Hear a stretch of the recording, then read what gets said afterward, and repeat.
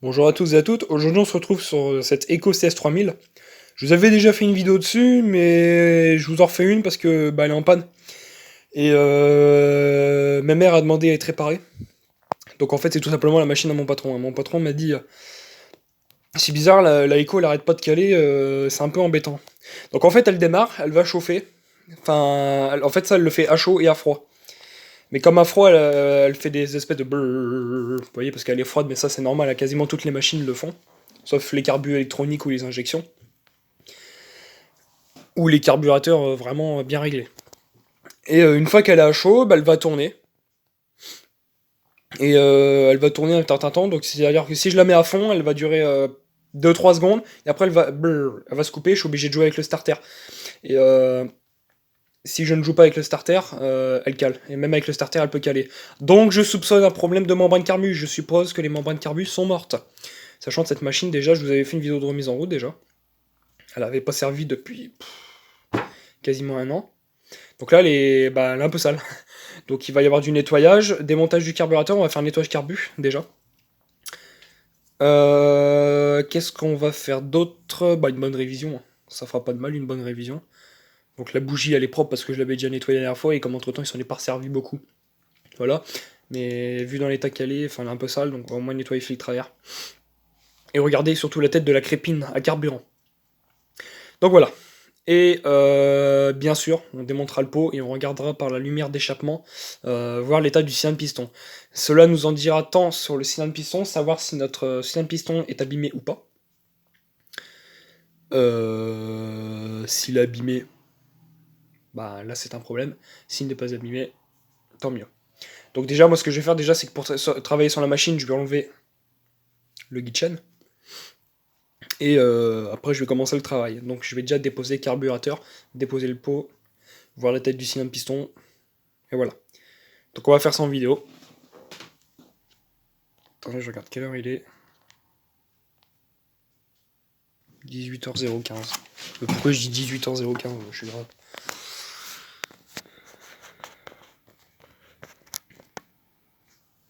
Voilà. Alors franchement, une écho c'est simple à démonter. Donc pour le kitchen, vous avez deux vis. Donc ça tient par deux vis, c'est du 11, si je me souviens bien, parce que cette machine je l'ai déjà démontée, enfin démontée, entre guillemets. Mais il me semble que c'est du 11. Alors, ma truc de 11, si je me trompe pas. Oh non, c'est pas du 11, c'est du 10. C'est ça, c'est du 10.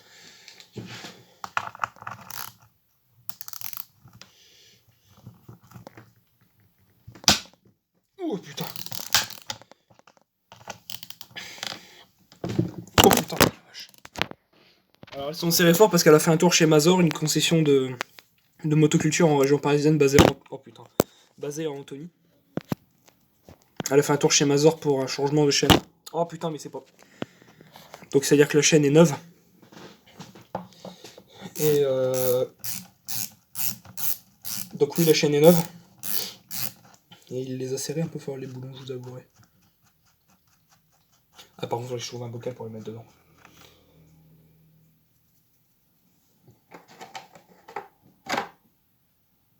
Non, je vais pas prendre ça. Attendez, ça je vais le mettre dehors. On va faire là. Je vais mettre ici ça dedans. Vous voyez bien. Ouais. Attendez, je vais mettre ça correctement.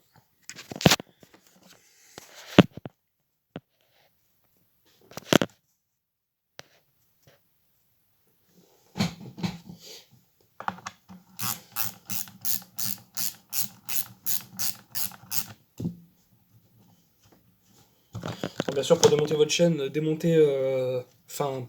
tirer votre frein de chaîne, ça peut servir. Voilà, et là après vous avez juste à tirer. Ça vient. Oh, ça va, au final, elle est pas si sale que ça. Je vais prendre une serviette. Enfin, une serviette, hein. Chiffon. On va mettre les pièces dessus. Non, c'est pas assez grand ça. Faut que j'en prenne un plus grand. Vas-y, je vais prendre un plus grand.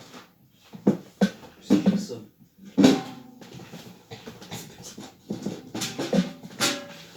pas grave, ça suffira.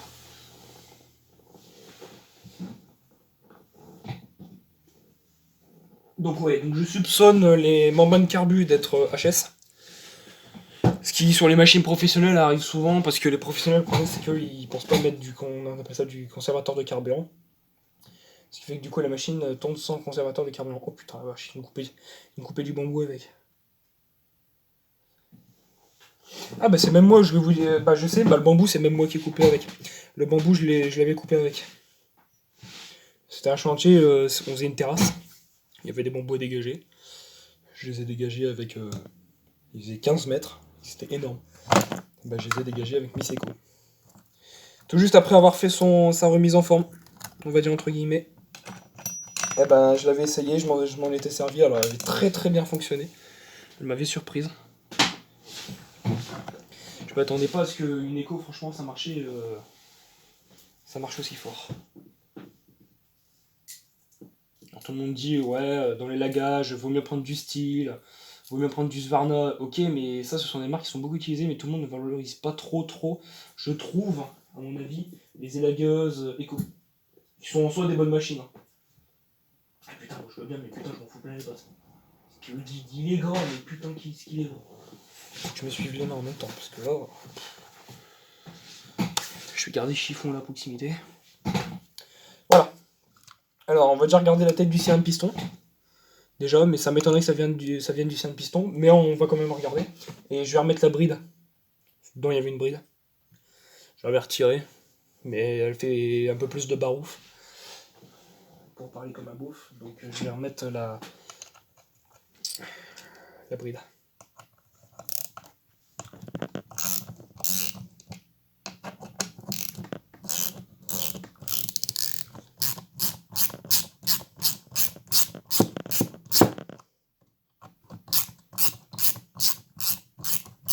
Bon, attendez, ça je vais le faire hors caméra. On fait le focus. Je vais vous montrer la tête du cylindre piston, vous allez voir, il est impeccable.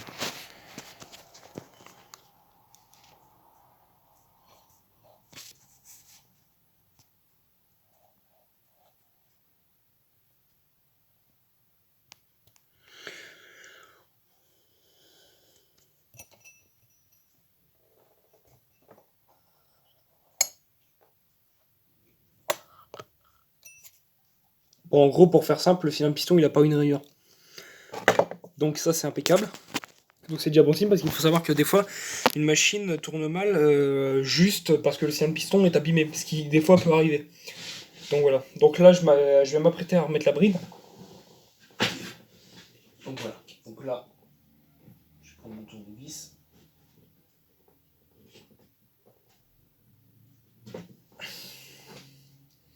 Dans ces deux sens-là. Et on va remettre la bride dans le pot. Donc, je vais vous montrer comment on remet la bride. C'est simple. Donc la bride sur une EcoSS 3000, c'est ça. Donc voici. Là, vous avez votre pot, c'est simple. Sur une EcoSS 3000, vous avez une vis là. Donc, en gros, vous avez juste à dévisser cette vis, c'est tout simple. Alors, avec la chaleur et les utilisations, il se peut qu'elle soit dure à desserrer. Là, ça va.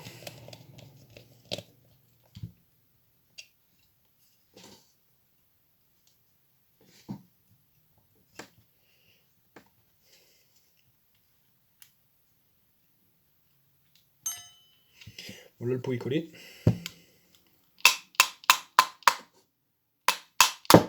Voilà. C'est bon, il est décollé. Donc là, on va remettre notre bride. Donc elle vient là. Donc vous prenez cette partie-ci, donc celle qui est collée au cylindre. Puis donc la bride, elle vient comme ça, de ce sens-ci. Voilà. Puis après,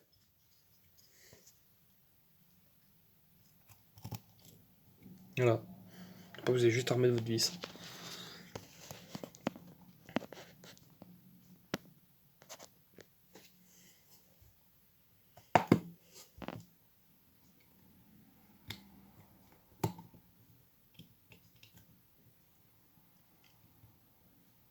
Putain, c'est dur de la visser à la main.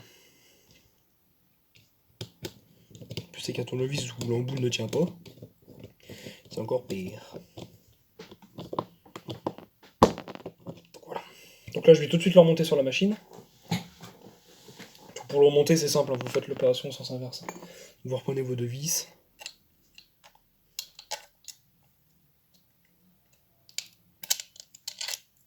Voilà. Le pot, ça va vers le bas.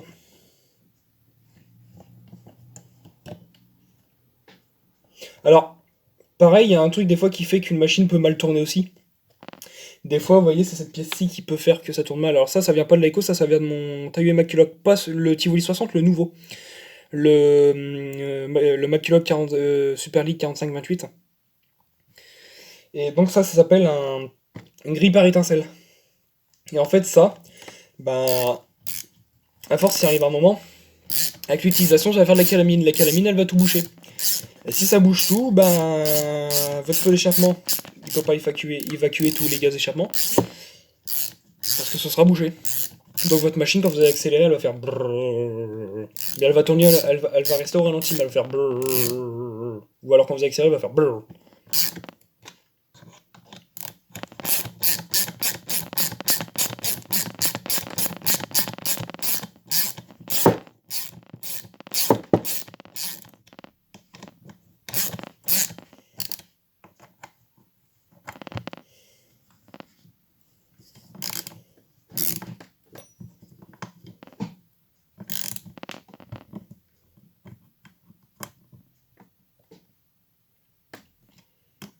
La vis de peau, en français, serrez-les bien. Pas trop fort, mais serrez-les bien. Parce que si vous les serrez pas assez fort, si ça se dévisse avec les vibrations, ça aurait pas l'air bête. Moi, je conseille de mettre du frein filet. Et moi, j'en ai plus du frein filet, faut que j'en achète. Donc, ce que je fais, c'est que je les serre raisonnablement fort. Pas trop fort, pour pas tout exploser. Je les serre raisonnablement fort. Ça, je vais tout de suite le manger, parce que si je le perds, j'aurais pas l'air bête. Après, j'en ai des de rechange, mais bon. Donc, bah, du coup, on va démonter notre filtre à air. Donc, pour démonter le filtre à air, bah, il n'y a rien de plus simple. Vous avez du plat.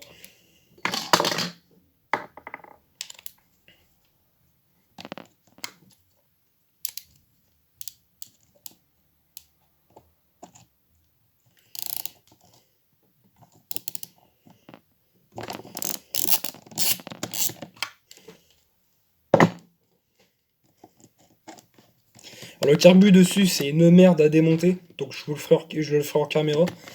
Parce qu'il faut jouer avec la tringlerie en même temps, de retirer les durites, tout le bordel. C'est... Oh la vache! Bon, le filtre à air, ça va, il est plutôt propre parce que je l'avais nettoyé à l'essence. Quand je l'ai réparé, je l'avais nettoyé. Donc ça va, il est plutôt propre. Ça va, j'aurais pas besoin de m'en occuper, j'avais tout nettoyé, tout ça va. Donc voilà, donc les vis, elles sont là.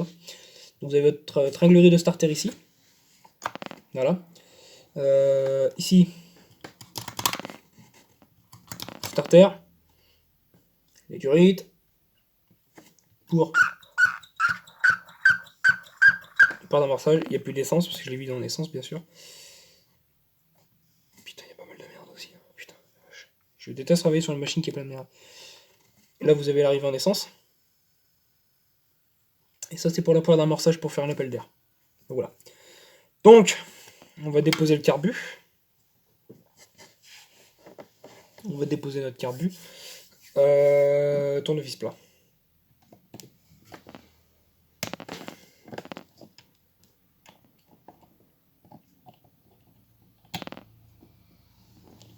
Putain, le tournevis c'est gras. On peut travailler avec un tournevis aussi gras.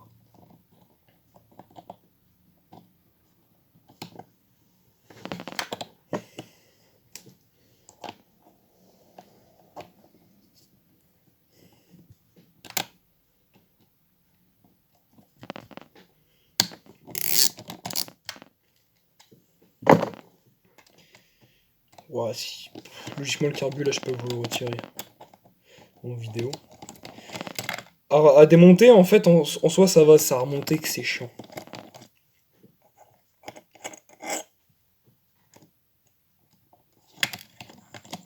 Alors, attention, vous avez des rondelles à ne surtout pas perdre, qui permettent de faire le fait que quand vous allez serrer vos vis, vous pourrez toujours tirer votre tringlerie de starter.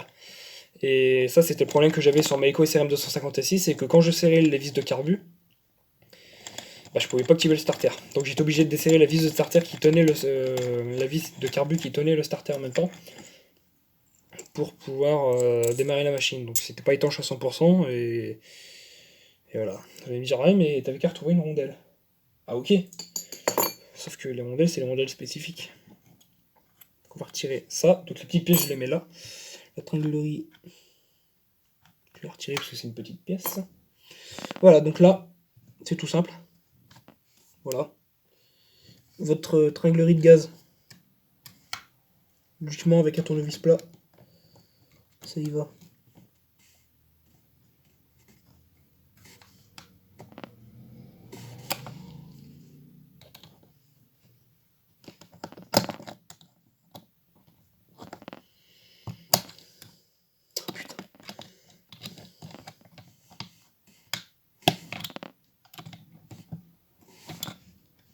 Putain, il se fout de ma gueule ce con. La tringlerie de gaz est très chiante à retirer dessus. La tringlerie, pour faire simple, c'est la tige qui permet de faire l'accélération du moteur. Qui donc est branché au carbu.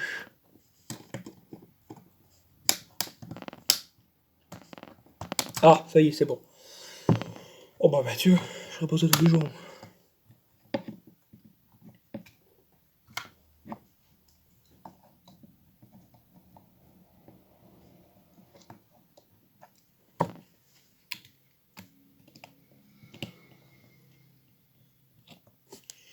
Et voilà, le carbu, il est sorti. Ici on a la pipe d'admission, les urites, la tringlerie, le point d'amorçage et les deux urites d'arrivée d'essence. Je vais débrancher l'antiparasite. Voilà, donc là maintenant on va s'occuper de notre carbu, on va voir dans quel état il est intérieurement. On a combien de temps de vidéo? 17, 19, 18, 22. Ouais, allez, alors on va ouvrir ça. On a un embout cruciforme parce qu'il me semble qu'il y a du glucide dessus.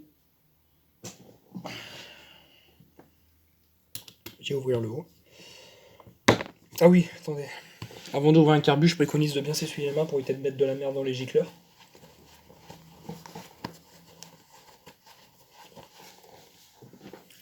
Ça peut potentiellement servir.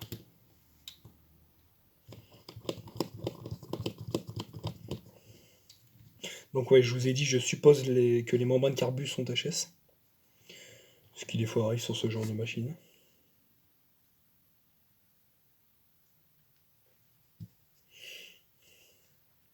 Alors comment savoir si une membrane carbu est HS? Tout simple. Je vais vous montrer plusieurs astuces après. Putain, ça sent l'essence. Je vais ouvrir ma fenêtre après parce que ça va puer.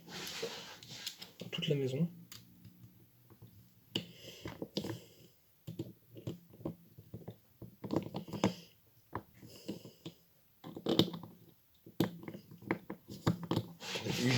Je vais ouvrir. C'est insupportable ça.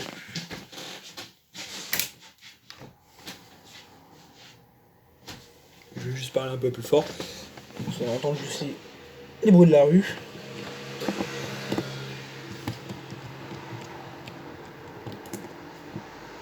Putain, c'est chiant que ce bordel là il tient plus. J'ai pas un aimant là quelque part. J'y collerai un aimant là. Parce que c'est chiant en fait, vous voyez, j'ai l'embout, il tient plus. Quand vous utilisez ça et que vous avez votre embout qui se barre et qui tombe je ne sais où et qu'après vous n'arrivez pas à le retrouver. Ah, autant vous dire que c'est pas une partie de plaisir.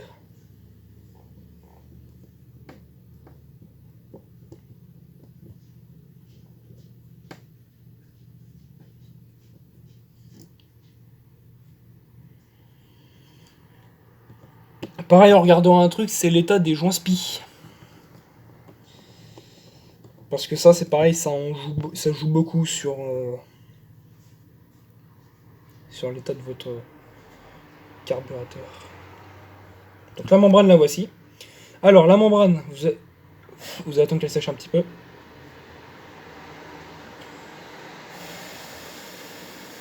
C'est l'essence, c'est un produit sec, logiquement ça sèche vite. Et vous allez la prendre au niveau de votre oreiller, là, vous allez prendre par là, et vous allez la bouger. Si ça fait du bruit ou vous sentez des légers espèces de craquements ou ce genre de choses, elle est bonne à changer. Elle est bonne à changer, celle-ci. Donc, ce qui prouve déjà qu'on a un problème de membrane. Déjà. Parce que du coup, elle fera pas son travail. Ou alors après, c'est tout simplement parce qu'il y a de la merde dans le carbu. Je sais que déjà, moi j'ai retiré les vis qui permettent de débrider pour que le moteur monte plus haut, ce genre de choses. Parce que c'était chiant, franchement. Les machines, t'avais une certaine plage de réglage que tu ne pouvais plus toucher après. Donc moi j'ai fait sauter ce truc là et au final en dessous, voyons, il y a des vis à tournevis plat. Donc tant mieux. Alors, on va tomber le pointeau. Donc pour retirer le pointeau, c'est simple. Vous avez une vis là. Donc là, vous allez trouver cette membrane-ci. Vous avez une vis là. Donc vous retirez cette vis et vous allez avoir une barre. Attention, mettez votre doigt ici, parce que derrière ce truc là, vous avez un ressort. Si vous retirez votre vis, la vis sans mettre le doigt, ah bah ça va vous sauter à la gueule. Enfin, le ressort va vous sauter. Et le mieux, c'est de ne pas aller chercher le ressort, parce que pour retrouver un ressort qui après va dessus, c'est un petit peu chiant, je vous avouerai.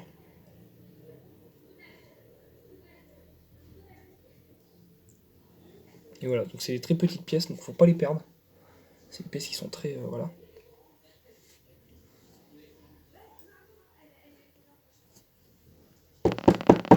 Ce qui serait bien, là, vous voyez, ce serait de faire un nettoyage à l'essence.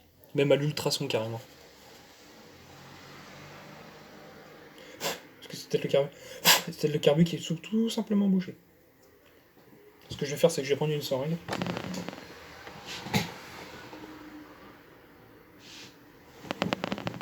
Je sais pas où j'ai mis ma seringue. Bon, je vais souffler dedans, pire.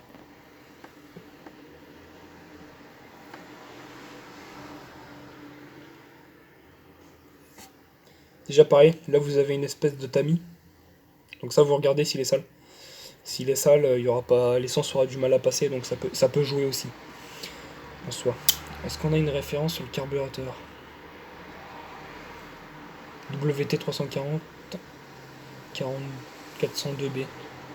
C'est un Valbro. Ce que je vais faire, moi, c'est que je vais appeler une concession de motoculture. Je vais leur dire les symptômes. Pour moi, c'est les membranes. Et comme je n'ai pas 100% de connaissances en mécanique, ça vous devez bien le savoir, je leur demanderai. Mais logiquement, il me semble que c'est un problème membrane. C'est juste histoire de confirmer ma réponse. Donc, je sais pas si les vis pour l'instant. On va remonter le pointeau. Ça, je vais perdre aucune pièce du moteur. Enfin, du carburateur.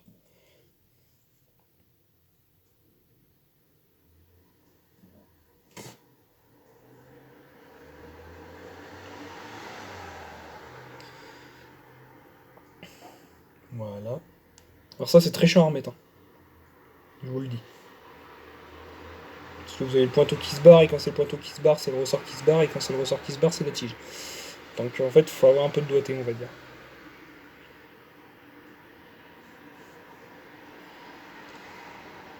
Putain, c'est horrible. Je déteste remonter un pointeau. Et quand il n'y a pas le choix, il n'y a pas le choix.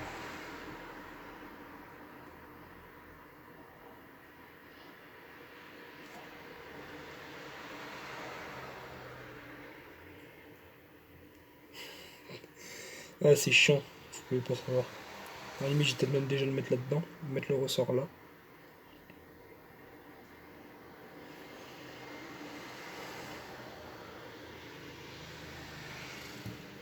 Ah, voilà. Pro. Le ressort, c'est foutu en branle derrière. Bah oui, mais s'il se barre, cet enfoiré-là, comment il veut que ça marche? Il est marrant, lui aussi.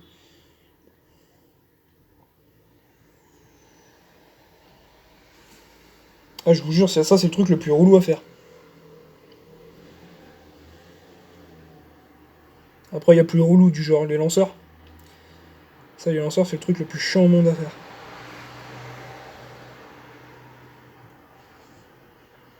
Voilà. Après, vous remettez votre vis et vous le tenez en même temps à ce niveau-là pour pas que ça se barre. Et vous remettez votre vis. Les vis, bien sûr, vous la serrez. Hein. Parce que sinon, la barre, elle va se barrer et puis bah, le moteur, il va pas bien marcher. Chut. J'étais bien content l'autre jour que quand j'ai démonté le carburateur sur le chantier, parce que le pointeau s'était pas barré. Parce que alors là... Ouais, si, à mon avis, pour moi, c'est un jeu de membrane.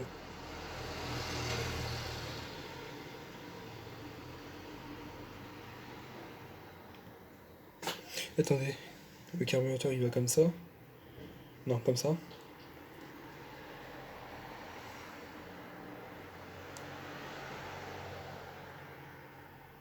Ça va dans ce sens-là.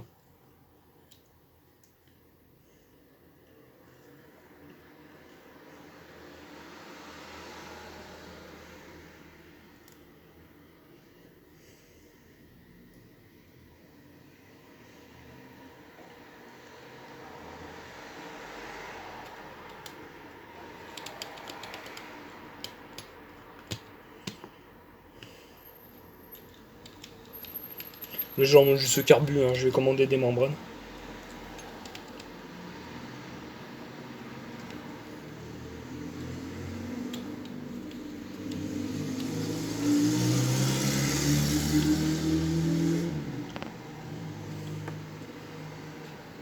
Je vais serrer les vis.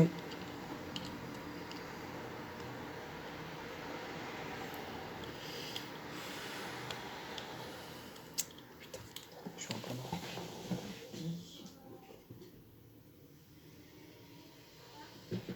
Oh putain de bordel de chiottes.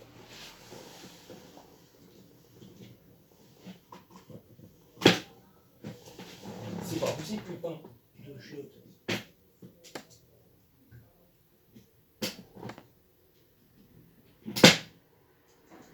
Vous voyez, je suis obligé de sortir mes trucs avec une pince tellement j'ai les mains grasses. Attendez.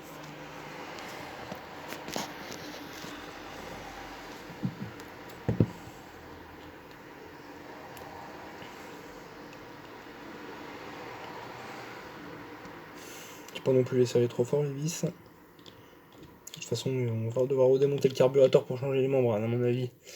Donc, ça sert à rien, à mon avis, que je pense. Remonter le carburateur sur la machine. Ouais, le carburateur, je vais le mettre là, en stand-by. Et voilà. Moi, je vais m'essuyer les mains, parce que j'ai les mains bien grosses, mine de rien. C'est son cache, je vais le mettre avec. Je vais pouvoir mettre la machine là.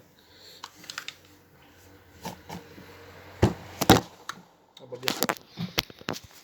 Bon ben voilà, j'espère que cette petite vidéo vous a plu. Si ça vous a plu, n'hésitez pas à liker, partager, commenter. Moi je vous dis bye pour une prochaine vidéo. Salut tout le monde, c'est YouTube.